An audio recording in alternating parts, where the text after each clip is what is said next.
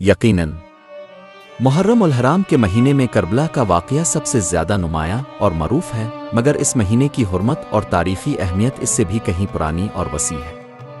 آئیے میں آپ کو واقعہ ہروا، واقعہ الحر کے بارے میں ایک کہانی کی صورت میں بتاتا ہوں جو محرم 63 ہجری میں پیش آیا۔ یہ واقعہ مدینہ منورہ میں پیش آیا اور اس میں ظلم، طاقت کا غرور اور دین کے نام پر سیاسی تباہی کی ایک خونی داستان رقم ہوئی۔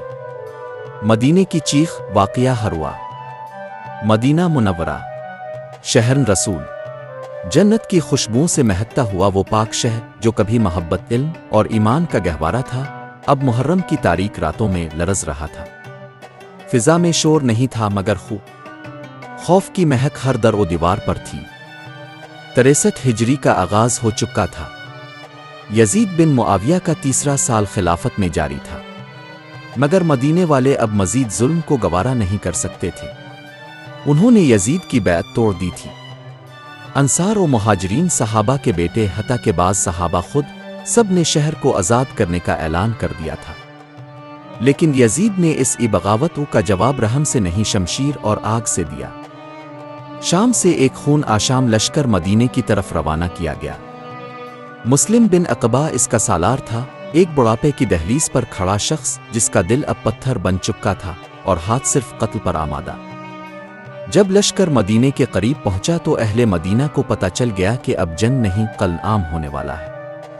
ہروا، مدینے کے مضافات میں واقع ایک سیاہ پتھریلا میدان جہاں لاشیں گرنے والی تھیں۔ جنگ شروع ہوئی۔ مدینہ کے لوگوں نے ہمت کی جانیں دی مگر ہار گئے، اور پھر دروازے کھل گئے۔ تاریخ کا ایک سیاہ ترین باب۔ مسلم بن عقبہ نے 3 دن تک مدینہ کو کھلا چھوڑ دیا۔ 3 دن جن میں شہر رسول کی عزت، حرمت اور تقدس کو پامال کر دیا گیا۔ گھروں کے دروازے توڑے گئے، مسجد نبوی میں گھوڑے باندھے گئے، سینکڑوں حفاظ، علماء، بچے، بزرگ، سب کو قتل کیا گیا۔ عورتوں کی عزتیں پامال ہوئیں۔ کچھ تاریخ دان لکھتے ہیں کہ ہزاروں عورتیں ان 3 دنوں میں بیوہ ہو گئیں اور سینکڑوں ایسی تھیں جو ان حملہ آوروں کے ظلم سے حاملہ ہوئیں۔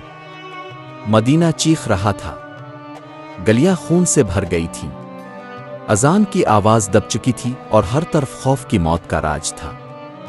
جب مسلم بن عقبہ کا ظلم پورا ہوا تو اس نے مکہ کی طرف بڑھنے کا حکم دیا تاکہ عبداللہ بن زبیر کو بھی ختم کر سکے جو خانہ کعبہ میں پناہ لیے ہوئے تھا۔